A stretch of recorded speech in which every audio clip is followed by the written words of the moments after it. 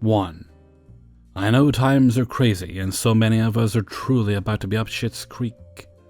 But the tiniest upside for me is not having to deal with any damn influencers or Yelpers. They're the worst part of our industry as far as I'm concerned. Fake VIPs holding restaurants hostage with their crappy attitudes and entitlement. Oh, you Yelp? I remember your review. You couldn't believe we charged so much for something you can make at home. I may not have an income right now, but it gives me great pleasure imagining you having to sit your ass home, cooking and cleaning your own meals that are within your cheap budget. I imagine you still find things to complain about, because that's the type of person you are. Too bad you can't Yelp about that. Hey you, another reviewer. I remember you too. You're the one who said your Nona's lasagna was so much better. Far superior, and you just couldn't finish the crap we served you. I may run out of oil to heat my house, but it warms my cold dead heart picturing you choking on your Nona's famous lasagna. Get a good picture of it too. Now that's a Yelp picture I'd like to see. And for the record, everyone thinks that their grandmother or mother or whomever makes the best lasagna. I have never ordered lasagna because I've already had the best. If I did order lasagna at a restaurant, I wouldn't complain if it wasn't as good as the best I've already had. And how could I forget the influencers? With their lighting and cameras and, you guessed it, more entitlement. I can't stand it anymore. I'm almost out of ramen. But tonight, I have a devious little grin wondering how all those influencers are going to manage to eat without all the free food from fancy restaurants. I know they do it for their followers. Maybe I'll follow one home and throw one of my cans of tuna at them. Wegmans had a 2-can limit. Oh, and my favorite. It's a jam-packed Saturday, and you don't have a reservation. Oh, you write for something prestigious. Condé Nast? Forbes? Right this way, sir. Well, this table isn't good enough, I see. We are full, but maybe I can... Oh, that's not good enough. A manager. Okay, oh, they're manager now. Oh, dear. Yes, absolutely. I understand you've never been treated so poorly, and yes, heavens, yes, someone's head will roll. You better believe it. I may not have a roof over my head tomorrow, but tonight I'm happy picturing you at home with no one to stroke your ego or make you feel important. Because you're not. Not in the way you think you are anyway. Rant over. Also, before I get any too serious butthurt replies, I actually love what I do. I am aware that every job has its downsides. I'm not wishing anyone real ill will. We're all struggling, blah blah blah. This is a little tongue-in-cheek, but it did make me smile. 2. I saw a public freakout recently that reminded me of something that happened when I was a hostess in my early 20s at a steakhouse. A family of 4 came in, and when I sat them, the mom, I'll call her Karen, wanted to move to an area where no tables were open. I told her she could wait back up front and we'd seat her when one of the tables opened.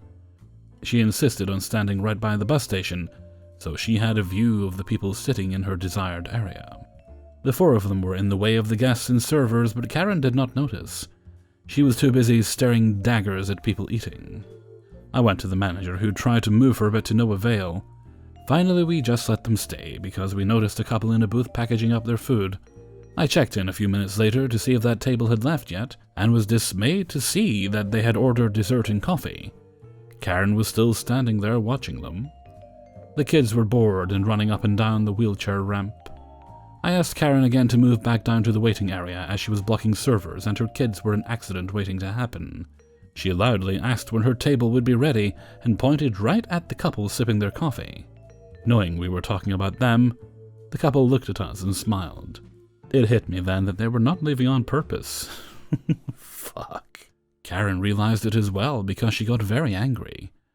She yelled that they were holding her booth hostage and we should kick them out. I told her that we would not ask anyone to leave until they were ready. Then I watched in horror as the woman approached the couple. "You're done here. This is my table now. Pay the bill and go." The couple smiled sweetly at her. "We just got our coffee and dessert." "Then take it and go. We are hungry and you're in our booth." "This is our booth. It's not yours until we leave."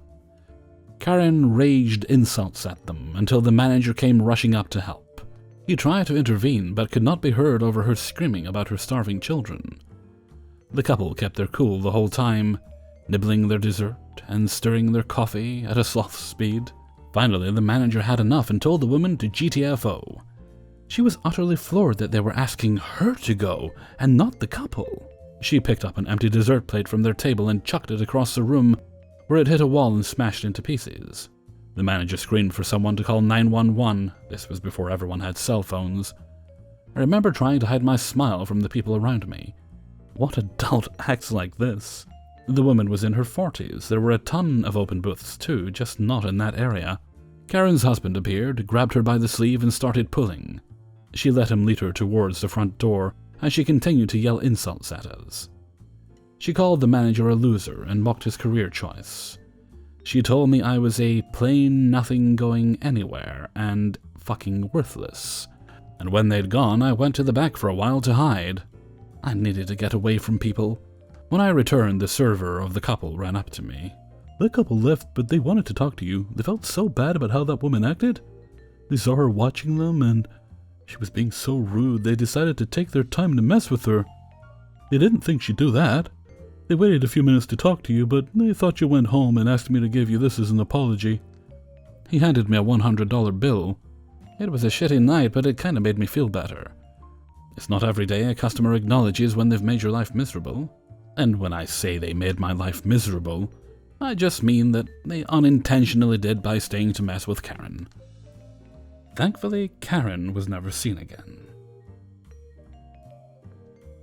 3. I'm a server in a Canadian province that, fortunately, hasn't been hit too hard by the coronavirus. Yet. But it's here, and I'm hearing about more people that aren't self-isolating after travel or feeling ill. I had some guests come in a few days ago, and when I asked if they'd been traveling or to the airport within the past few weeks, they gave me a bunch of vague non-answers. And even though I was uncomfortable with their responses, I sat them in the restaurant because sales are low, and I didn't want to turn guests away. From hearing parts of their dining conversations, it was pretty apparent that the grandmother had come over from Italy, via another province, within the past few weeks.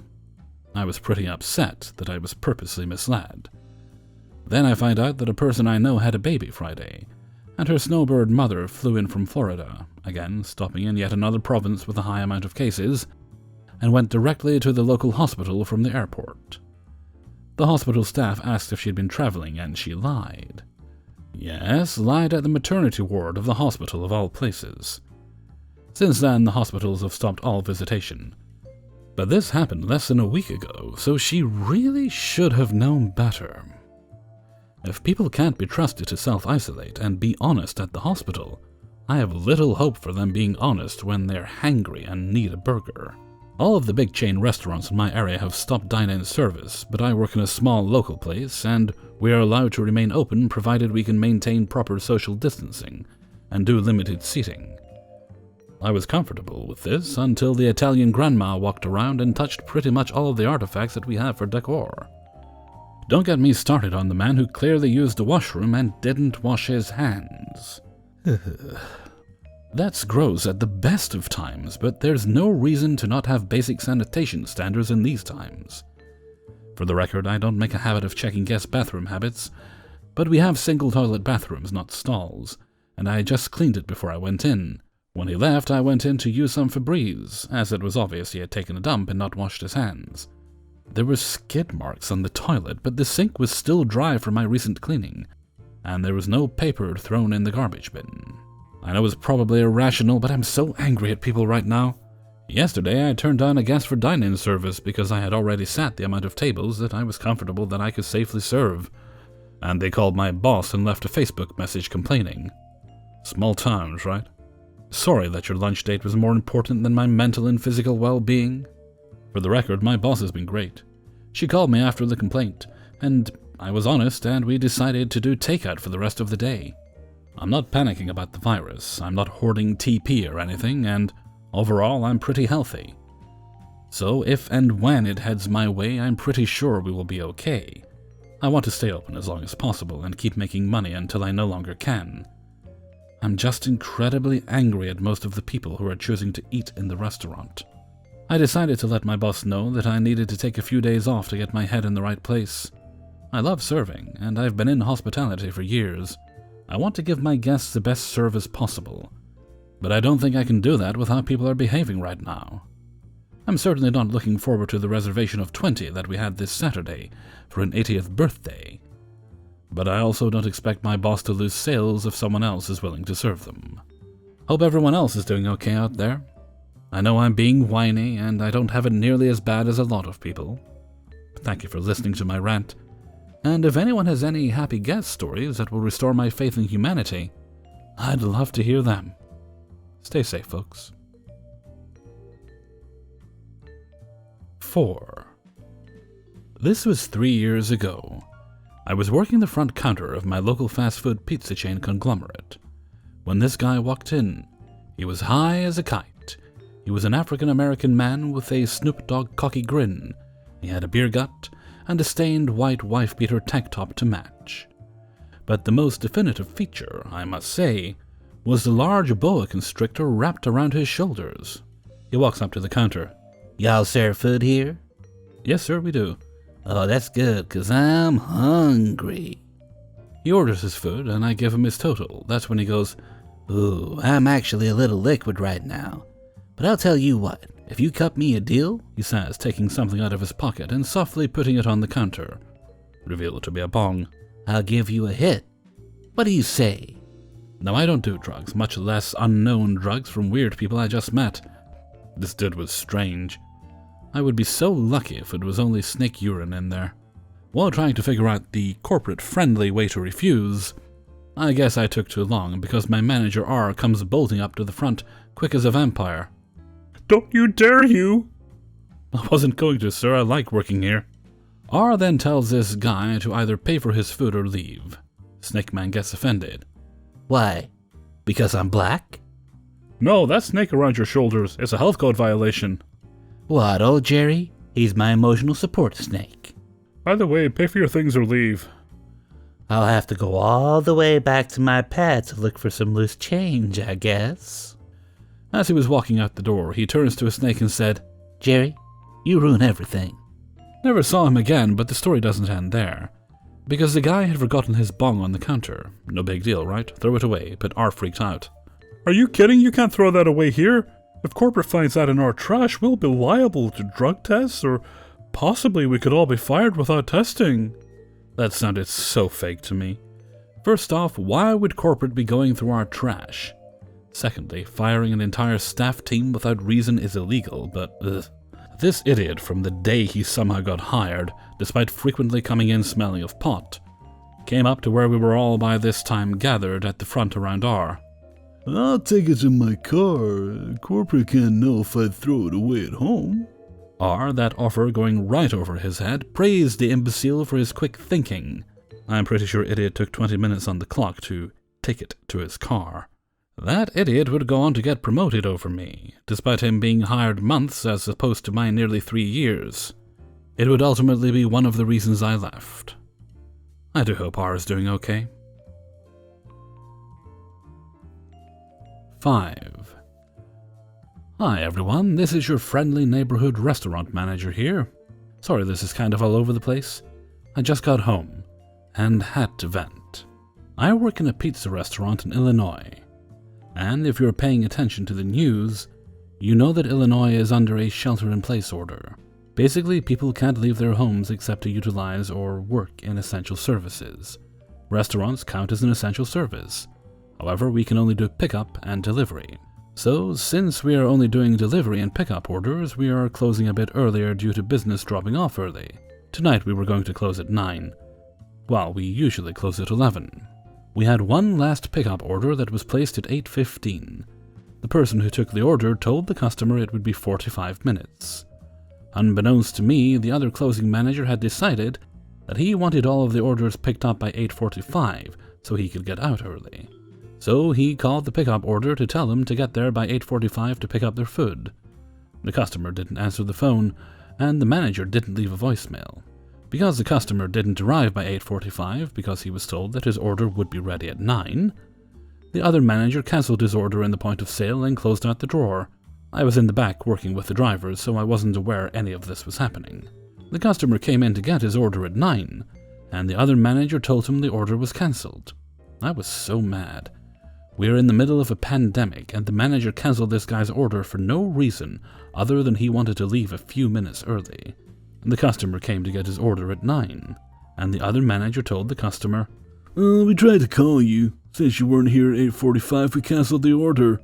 The customer was understandably upset, but was still as nice as he could be given that he was just told he couldn't have his dinner. I looked in the hotbox, and the food was there. There was no reason to cancel this guy's order. The other manager was actually arguing with the customer, saying it was the customer's fault because he didn't answer his phone. This is when I got upset, because the customer did nothing wrong besides not answering his phone for an unknown caller. At this point, I did kind of overrule the other manager. I didn't want the customer to miss out on his food like that, especially since there was a good chance nothing else was going to be open at that time. I told the other manager that we have the food, we can just give it to the customer. The other manager was adamant about not giving the customer the food, saying, "But how are we going to charge him? The drawer is closed." You guys, I was ready to just give the customer the food for free because of the ridiculous hassle. But the customer said he had cash and didn't need change, so I just gave him the food and grabbed the cash. At this point, the other manager got upset and walked away. He ended up just leaving for the night, even though he was supposed to finish closing procedures with me. It was absolutely no problem at all to close the customer's check. All I had to do was pull it up and use the drive computer to close it out. Literally no issue with it whatsoever. I'm sorry for the rambling story, but I was just so upset with the other manager tonight. I cannot believe he did something like that, especially now when there is such a crisis going on. I know the other manager is pretty young and probably didn't have great experience with handling different customer service situations, but this was just ridiculous. We are a small business and we cannot afford to treat customers like this. I literally had a meeting with the owner this afternoon about how we need to focus on customer service with our team. And all I could think of was how it would look to the owner if this guy left a poor review the same day we had that discussion. Am I the crazy one here? I don't know. What does everybody think about this? Hey everybody, Hellfreezer here, and thank you very much for listening to Spinning Plates number 89. And thank you very much to everybody who allowed me to use their stories in this video. Well, as you heard there, the current situation is progressing.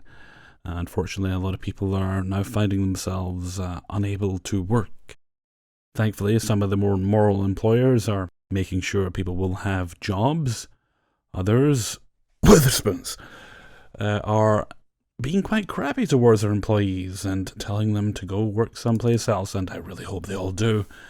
That would be a wonderful thing if they did. I'm not going to get into that too much, but I'll probably have a bit of a rant on this stream at the weekend if it comes up, so maybe we should avoid that subject. But as I was saying, things are progressing, so that means the server stories are going to be a bit thinner on the ground. I will still try to do them. People may be posting stories in the past as they have time off, time where we're all those of us who can are kind of sequestering ourselves away at home. I stepped out of the house briefly earlier because there's a couple of things I needed/wanted. Needed antibacterial wipes. Wanted more energy drinks because I'm down to my last 2 cans of Red Bull. So I noticed the shop was still open, so I was okay, let's go down. And I didn't even make it to the front gate before I thought, you know what, you don't really need any of this. You should not be going out if you don't need it. I might actually order my grocery delivery a bit early though. I will need one near the end of next week. I'm good food-wise until then.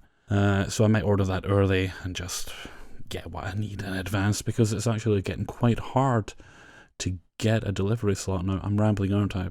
Well, we've started. We may as well continue on with it. It's getting hard to get a delivery slot. Tesco, I noticed 3 weeks. Nothing for 3 weeks. That's just gotten progressively worse. It was 10 days, 2 weeks, 3 weeks. And it looks like they're still not bagging things up for people. I mean, if you're delivering groceries to people, you want to give them quickly as possible. You don't want to be messing around at the front door taking things out of cases. You want to make sure you and your driver have limited contact. But that's annoying. Amazon at least brings things in paper bags, which I can put in the paper recycling. but getting a slot there is it's kind of like rolling dice inside a Magic 8 Ball while hanging upside down on a Tuesday evening, submerged in a tank, handcuffed behind your back, and trying to pick a lock with your nose. So not impossible, just difficult. But I'll sort it. Like I say, I'm not desperate for food. That's the main thing. I'll take care of it when the time comes. And if I have to actually go out then, well, I'll get on the bike. I'll cycle up the street while yelling, leave me alone, leave me alone, leave me alone. And I'll go do some actual shopping myself. I would develop a cure myself, but the fact of the matter is, I'm not a scientist, and I don't think Lemsip and a Band-Aid is going to cure this. So I'm just going to keep doing what I do best. I'm going to keep entertaining people. I will keep recording stories, and I will worry about my friends and loved ones, and then eat snacks in between the worry. I expect there will also be copious cups of tea. I really am rambling. Okay, I'm going to head off for now. Will be a stream at the weekend at some point. Not sure if it's Saturday or Sunday. I will try and coordinate with the peoples that can't always make every stream. Okay, and with that, I'm going to head off for now. So until next time, thank you very much for listening, and take very good care of yourselves.